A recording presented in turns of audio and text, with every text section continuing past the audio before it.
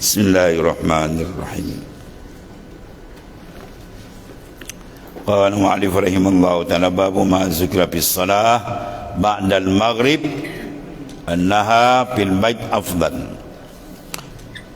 Bab 249 barang yang menyebutkan pada bicara sembahyang sunat kemudian daripada maghrib bahwasanya di dalam rumah itu lebih afdal.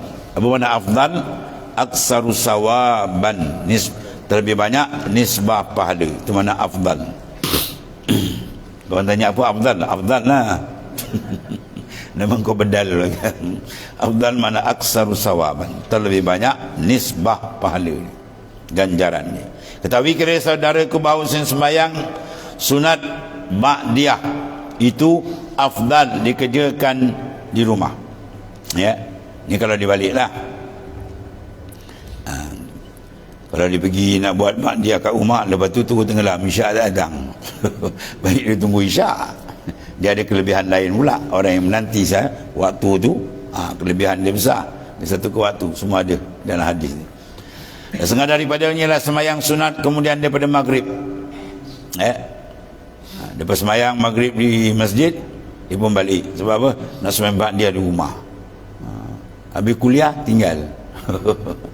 Itu tak kita letak afdaliyah. Kita kena ada fiqhul aulawiyat, mana afdal. Maka sembahyang sunat kemudian daripada maghrib itu telah datang hadisnya dikeluarkan oleh Tirmizi bahawa afdal ia disembayangkan di rumah. Dia benda dia banyak kan, kena susun betul mengikut susunan yang syarak susun juga. Satu hari ceritakan arwah Mufti Negeri Sembilan, Tok Syekh Murtadah. Dia pegawai dia report, budak dia ni kerja, pergi sekolah sembahyang Jumaat, dia bantai buat wirid 7 kali Fatihah, 7 kali Qul Allah, 7 kali. Oh panjang kan. Dia orang masuk kerja dengan setengah jam dia baru datang. Abang tanya, mana lambat masuk? Kata saya penuhkan zikir gitu. Bos ni naik angin lagi panggil. Saya tak tahu panggil ni. Lebih baik begini. Abang kau buat dengan masa lambat. Zikir tu zikir pada otak kau. Kau zikir tu sunat. Kau makan gaji kau kedara, duit tu wajib tu wajib tu.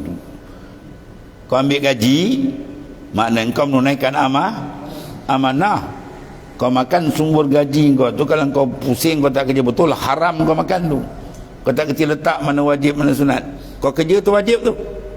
Ya, kau kerja tu wajib sebab satu amanah perjanjian orang bayar gaji dengan kau dengan masa sekian kau kena tunai wajib. Kau zikir tadi hukum sunat, mana besar wajib sunat? Bangang gitu. Dia motor ada di garang tadi bangang ni.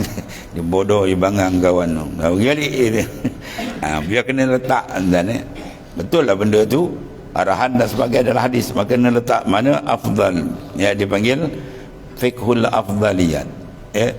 Kepahaman keutamaan. Di sini tengok sini.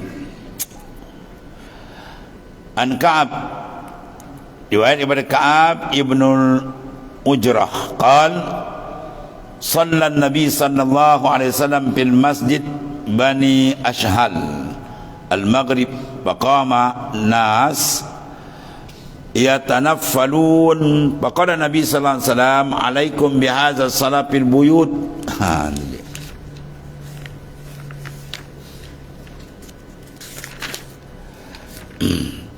Diriwayatkan daripada Ka'ab ibnu Ujrah, katanya telah sembahyang Rasulullah sallallahu alaihi wasallam maghrib di dalam masjid Bani Ashhal. Sembahyang hal keadaannya dari imam, sembahyang maghrib, beberapa orang makmum baginya. Apabila selesai daripada sembahyang itu, kata Ka'ab, maka bangunlah orang-orang mana yang ramai mengerjakan sembahyang sunat kemudian daripada maghrib. Maka bersabda Rasulullah sallallahu alaihi wasallam tatkala melihat ia akan mereka mendirikan sembahyang sunat kemudian daripada maghrib itu, maka Rasulullah kata, lazimkan oleh kamu sekalian dengan ini sembahyang sunat kemudian daripada maghrib di dalam rumah, ya, sembahyang di rumah kamu. Dan kata Abu Isa ini hadis gharib, tiadalah kami ketahui akannya melainkan daripada ini wajah. Dan yang sahihnya barang yang diriwayatkan daripada Ibnu Umar, katanya kana Nabi sallallahu alaihi wasallam yusalli rakaatain ba'dal maghrib. Ya, fi baitihi. Telah berkata ia adalah Rasulullah SAW sembahyang ia akan 2 rakaat kemudian daripada maghrib tu di rumahnya. Sebab rumah Nabi berjantung, buka pintu keluar masuk. Kemudian masalah sembahyang sunat di rumah adakah lebih afdal dari masjid? Kata Imam An-Nawawi, ulama hadis yang besar dalam mazhab Syafi'i, telah berkata ashab kita Asy-Syafi'i dan lain daripada mereka itu daripada ulama mengerjakan barang yang tiada disunatkan baginya berjemaah dengan sembahyang sunat di rumahnya. Itu lebih afdal. Kalau sembahyang tak untuk jemaah macam qabliyah ba'diyah, itu afdal di rumah padanya daripada di masjid dan lainnya. Sama ada pada demikian itu sembahyang sunat malam atau siang, ya afdal di rumah. Sama ada ia sembahyang rawatib serta beberapa fardu dan lainnya. Maka setengah daripada dalil yang menunjukkan atas demikian itu ialah beberapa hadis. Setengah daripadanya ialah hadis Abu Musa al-Asy'ari radhiyallahu an daripada Nabi sallallahu alaihi wasallam bersabda ia, masalul bait alladhi yuzkarullah ta'ala fihi wal bait alladhi lam yuzkarillah fihi masalul hayy wal mayyit. Bermula umpama rumah yang dizikirkan Allah Ta'ala. Mana dalam rumah tu ada zikir, baca Quran, zikir dan sebagainya, dan rumah yang tak ada, ya senyap, rumah tu macam kubur. Tapi kalau teruk lagi lagu dangdut pula keluar, gedebang, oh lagi besar setan kan. Ya, seperti orang yang mati. Rumah ni ada suara zikir, suara baca Quran, suara zikir, selawat dan sebagainya. Dengan rumah ni senyap, tak tu benda pun tak ada. Ya, macamlah orang hidup dengan mati bandingnya. Tambah pula kalau senyap, bukan senyap, dia berbunyi benda lain. Ya, macam dangdut rumah kan. Itu lagi besar ya, murka Tuhan. Dan orang yang hidup bandingan dia macam orang mati hidup. Yang ni orang yang hidup itu dicapai beberapa barakat dan manfaat daripadanya. Bersalahan orang yang mati, maka tiadalah ia seperti orang yang hidup. Demikianlah juga rumah yang dizikirkan, mana dipenuhkan rumah itu dengan ibadah, zikrullah dan sebagainya, mencapai Tuhan ini tadi, akan barakat yang masuk ke dalam rumah itu, ya, daripada malaikatnya dan kebajikannya, dan daripada itulah luar dan dalamnya. Dan ada pun bermula rumah yang tiada diperbuat ibadat dalamnya, tiadalah berkat padanya, bahkan sebagai kubur. Itu dalam hadis disebut, ya, la taj'al buyutukum kuburan. Jangan kamu jadikan rumah kamu macam kubur. Awan kubur senyap, tak ada suara Quran, tak ada zikir, tak ada apa, kosong. Tu.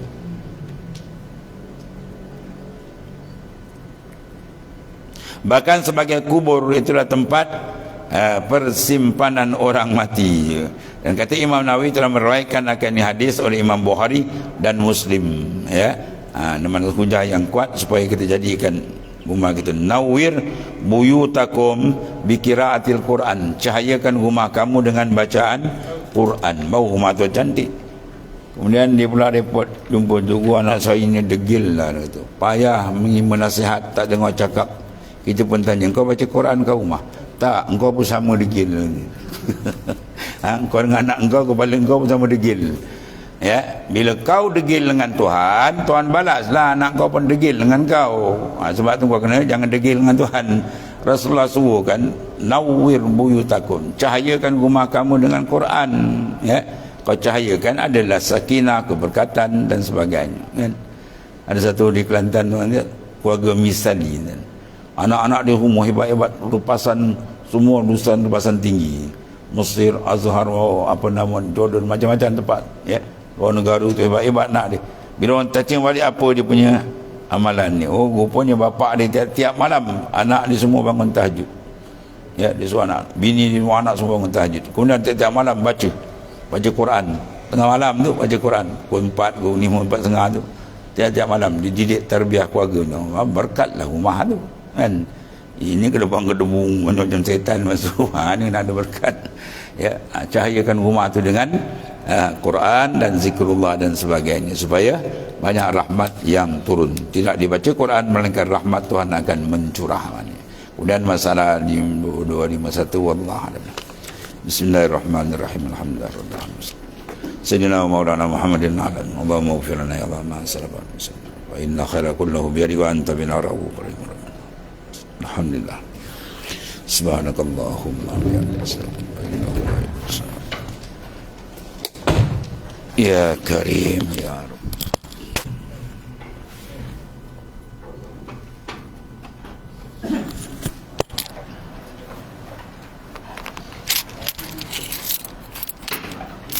يا رب